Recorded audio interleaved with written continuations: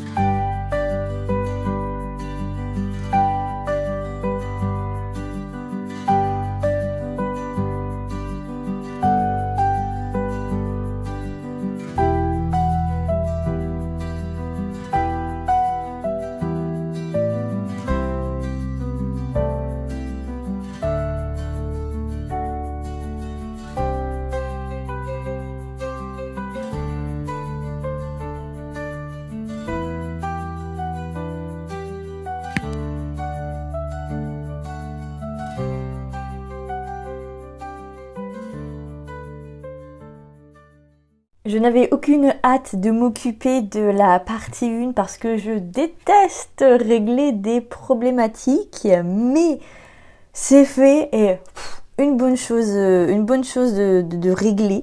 Bon, vous voyez, ça m'a pas pris non plus énormément de place, mais ça m'a permis de bien débroussailler le truc et même de vous en parler dans les petits textes que j'ai intégrés à la vidéo, à ce vlog, parce que c'est un vlog, à cette vidéo.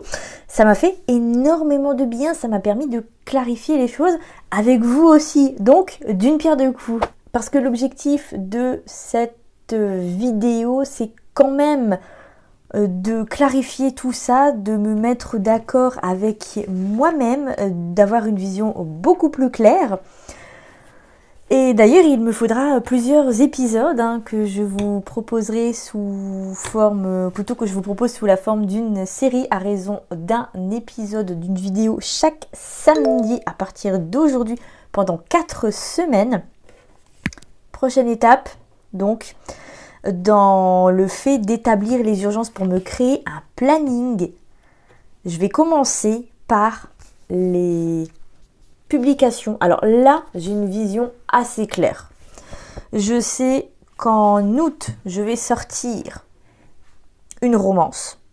Et qu'en octobre, je vais sortir Marguerite, qui est la suite, qui est plutôt le deuxième volet du diptyque que j'avais entamé là en octobre 2025 avec la dernière pièce dans ma tête au fond, sachant que les deux romans peuvent se lire indépendamment l'un de l'autre. Il n'y a pas de suite directe, c'est le même univers, le même méchant je vais dire, mais c'est pas les mêmes personnages du tout. Vous n'allez pas les retrouver d'un roman à l'autre.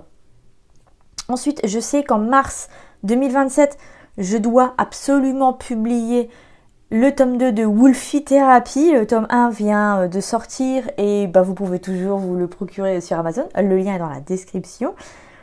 J'ai un autre projet pour mai. En août, il faudra que je publie le tome 2 de ce qui sort en août de cette année. Et puis après, on va partir sur des intégrales, l'intégrale de Wolfie Therapy en 2028, l'intégrale de cette romance fantastico-contemporaine dont le tome 1 sort là en août. Et puis pareil, j'ai prévu 2 autres projets dont... Enfin, mon guide d'écriture sans une astuce pour écrire un roman. Là, je peux vous en parler parce que ça fait des années que je vous en parle. Ça fait des années que je dis oui, je dois le sortir. Mais je suis toujours en train de revoir, de retravailler mes astuces parce que je me dis, il n'y en a que 101. Il faut que j'arrête de faire ça, non ? Il n'y en a que 101. Et à chaque fois, je trouve le moyen d'approfondir le sujet. Mais le principe de ce guide, c'est pas de vous proposer un truc ultra complet, c'est de vous mettre le pied à l'étrier par rapport à ces astuces. Donc, il y a de l'organisation, il y a de la technique d'écriture, il y a plein de choses. Le synopsis de travail, la préparation, les corrections et tout ça. Mais ce guide n'a pas vocation à creuser chaque sujet. Parce que sinon, là, je peux vous sortir une Bible, elle va, voilà, le machin, il va avoir cette taille-là, cette épaisseur-là. Ça, c'est le rôle de l'écriturienne. Et c'est pour ça que je vous propose vraiment une mise à jour hebdomadaire pour le format payant et une mise à jour hebdomadaire pour le format gratuit aussi. Donc, soit sous la forme d'une newsletter réservée aux abonnés, soit sous la forme d'un article. Ça dépend. Je suis en train de retravailler, de revoir un petit peu la fréquence, mais comme là, je suis en pleine restructuration, pleine réappropriation plutôt de mon écriture, et comme je suis surtout en train de gérer tous ces projets, comme je vous le disais au début de la vidéo, j'ai besoin d'y voir plus clair par rapport à tous ces projets pour pouvoir me dire là c'est bon, je vais revoir le planning de publication de l'écriturienne, je vais revoir le planning de publication d'Instagram, même si là je suis un peu plus... j'arrive à m'y tenir, disons, à mes 4 publications par semaine. Et pareil pour YouTube, cette vidéo marque un peu mon retour sur YouTube parce que je sortais ça de façon un petit peu... avec parcimonie, c'était un petit peu n'importe comment, ça restait soit le samedi, soit le dimanche, soit le lundi, mais c'était un petit peu quand j'avais le temps parce que j'ai eu plein de problèmes de santé mentale environnementales notamment, qui sont en cours de pas vraiment résolution, mais disons que j'essaie de filouter avec ça pour me mettre d'accord. Et c'est ce qui m'amène au projet Burnout, à ce que j'appelle le projet Burnout. C'est ce que c'est la non-fiction que je suis en train de publier dans le bric-à-brac. Et à raison d'un chapitre par mois. Là, le premier chapitre est sorti le 15 avril. Oui, là, c'est pareil. Hein, vous voyez, j'ai tout noté. Hein. Hop, j'ai jusqu'à décembre. La publication jusqu'à décembre. Et donc, le prochain chapitre sortira le 10 mai. Mais je vous en reparlerai un peu plus dans l'épisode 2 de cette série. Parce que là, c'est pareil. J'ai vraiment programmé les sujets que je voulais aborder à chaque fois avec vous pour ne pas vous perdre dans mes propres méandres. Et petite parenthèse que j'estime très utile, c'est quoi l'écriturienne et c'est quoi le bric-à-brac? Alors l'écriturienne, je vous l'ai présenté tout à l'heure, et puis bon, vous avez sûrement l'habitude si vous suivez mes astuces d'écriture ici plutôt que mes vlogs, c'est ma plateforme, donc c'est un Substack, avec toutes mes ressources d'écriture. Il y a un niveau gratuit, donc c'est la newsletter hebdomadaire, il y a un niveau payant, donc là ce sont tous les cours d'écriture. En ce moment, on travaille sur les premières lignes et sur le premier chapitre de votre roman, et à partir de mai, je vais dire février, je ne sais pas pourquoi, à partir de mai, c'est le grand retour du déclic du synopsis. Vous aviez adoré ça l'année dernière dans le Discord. Là, j'ai complètement revu la formule. Il n'y aura plus d'ateliers en ligne, il n'y aura plus d'ateliers dans le Discord. Ça va être directement posté dans le Substack et vous le recevrez directement dans votre boîte email. Ça, c'est pour les abonnés payants et les abonnés Super Plus. Les abonnés Super Plus, vous pouvez recevoir à la fois le contenu gratuit, donc les newsletters, les articles, et le contenu payant, les cours d'écriture, les ateliers, je veux dire, d'écriture vidéo, enfin les exercices en vidéo avec des petits sabliers pour vous donner un cadre. Et le bric-à-brac, c'est là où je vous parle exclusivement de mes projets d'écriture, de mes publications, et où je parle. Alors, j'avais prévu une fois par mois, mais je fais ça un petit peu plus souvent en ce moment parce qu'il y a plein de sujets qui m'intéressent. Et il y a plein de sujets qui popent de partout sur Insta et sur Threads. Donc je trouve super important de les traiter sur le Substack au moment où on en parle et pas dans 10 ans. Ça, c'est un truc que je faisais beaucoup avant. Il faut vraiment que j'arrête parce que en fait la vague est passée. C'est malheureux à dire, ce sont toujours des sujets d'actualité, mais la vague, le drama, ah là là, sur Threads, ça cartonne, est passé. Donc je perds ma fenêtre je loupe ma fenêtre de tir. Voilà, je tire dans le mur. C'est ma grande spécialité. Et donc le bric-à-brac, j'y parle aussi de façon assez régulière, de sujets un peu plus liés au milieu éditorial, un peu plus liés au métier d'auteur, d'autrice, de séparer l'œuvre de l'artiste. Non, on ne fait pas ça.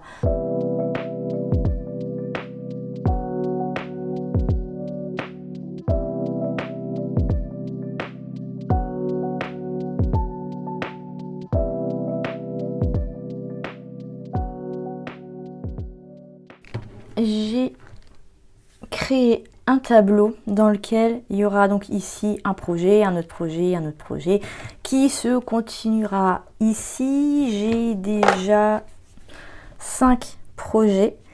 J'ai préparé mes couleurs. Ça va être l'occasion d'utiliser des stabilos que j'utilise pas très souvent, étant donné qu'ils sont flashy. Mais je tenais à choisir des couleurs qui suivent avec mon carnet et un petit peu avec les onglets. Le troisième onglet ici, que j'ai pas encore ajouté d'ailleurs, ça fait juste presque 5 mois que je dois l'ajouter, sera violet, enfin il est violet, hein. L'onglet est déjà pris, j'ai vraiment plus qu'à le coller ici, donc à la colle à bois. Astuce pour coller du papier sur du papier ou des stickers qui collent mal, du type ceux de Lidl ou d'Action, utilisez de la colle à bois, c'est hyper pratique. Moi je prends les gros pots de Patex à Action, et on peut les ouvrir, soit on peut utiliser le prout-prout là, l'embout, soit on peut utiliser carrément en l'ouvrant, vous pouvez tremper votre pinceau dedans, donc petite astuce. Donc j'ai mes couleurs et à chaque fois qu'une tâche sera complétée, je vais venir colorier la case qui correspond. Et donc, comme je vous disais ici, je vais ajouter un encart pour un recueil de nouvelles sur lequel je suis en train de travailler là, depuis cette année. D'ailleurs, écrire la première nouvelle, c'est un des objectifs de ce mois-ci. Je vous en avais parlé sur Instagram. Donc, je vais pouvoir le mettre là. Et ici, je vais utiliser l'espace pour un index, c'est-à-dire que je vais venir taper dans tout ceci. À chaque fois, j'ai un index pour chaque mois. Je réalise un index pour chaque mois. Et à chaque fois que je suis venue parler d'un texte en cours, d'un de ces textes en cours, je pourrais l'ajouter ici avec... Donc, il n'y a pas de numéro de page, mais par contre, il y a les dates. Donc, je mettrai la date, par exemple, je sais pas moi, le 5 avril. Et si ça correspond au projet numéro 1, bon, et ben hop, j'utiliserai la couleur qui correspond, à savoir ce rose.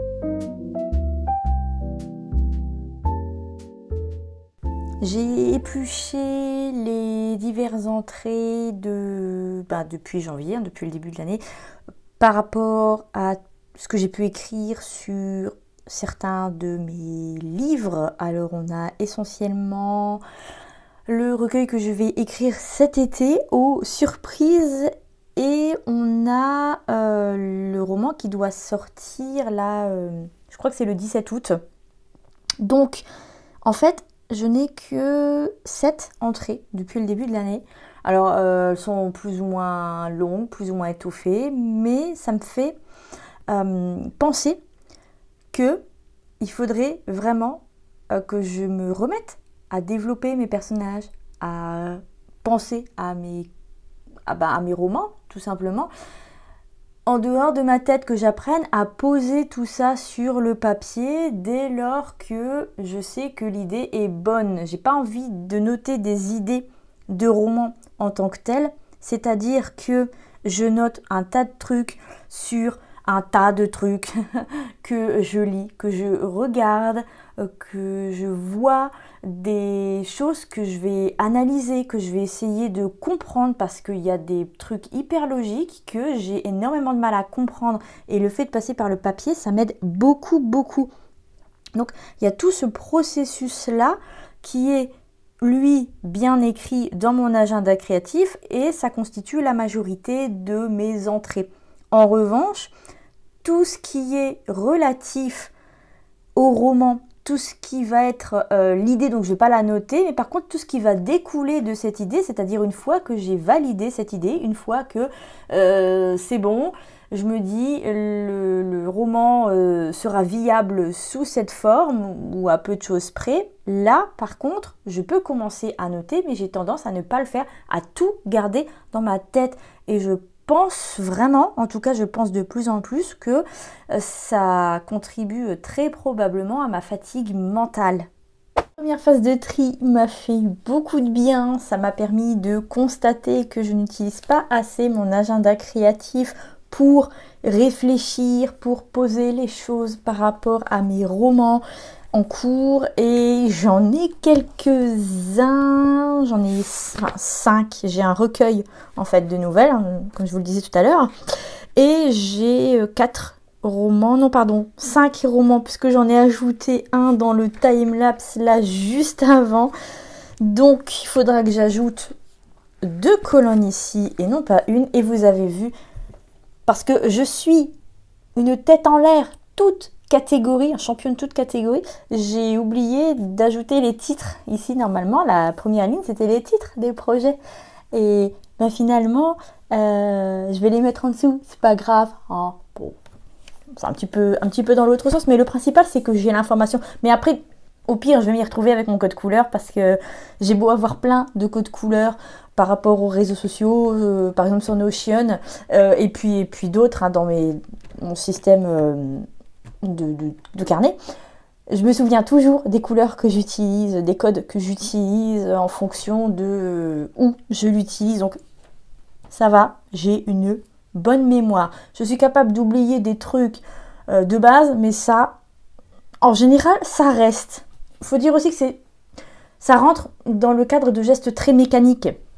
Vu que je réutilise toujours les mêmes codes couleurs en fonction de ce sur quoi je travaille et que je regroupe mes tâches, donc je ne vais pas mélanger tout ce qui concerne Notion, donc les réseaux sociaux, tout ce qui concerne l'agenda créatif, etc. Je ne vais pas tout faire en même temps, c'est compartimenté, voilà, mes tâches sont compartimentées. Et en parlant de Notion, la semaine prochaine, on va pouvoir s'atteler au planning de cette chaîne YouTube. Donc, c'est le moment de vous abonner si vous ne l'avez pas déjà fait depuis le début de cette vidéo. Parce que donc, je vais parler des prochaines vidéos à venir sur YouTube. Mais ça concernera aussi le reste, l'écriturienne, le TikTok, Insta aussi un petit peu. Je vais pas tellement compartimenter là pour le coup la casquette de l'autrice qui écrit des romans et celle de l'autrice qui partage ses astuces d'écriture, donc le bric-à-brac et l'écriturienne. Dans la vidéo d'aujourd'hui, je me suis dit je vais plutôt me consacrer à l'écriture et à une première phase je mets la tête dans le truc et je débroussaille tout ça. Et surtout, la semaine prochaine, je vais vous parler d'un truc. Alors, je vous casse les noix avec ça depuis à peu près 3 ans. Mais ça y est, je lance ma collection de stickers. Vous êtes les premiers, alors les premiers en dehors de Bonzniak et de ma nièce, mais vous êtes les premiers à le savoir. Vous avez l'info là en avant-première.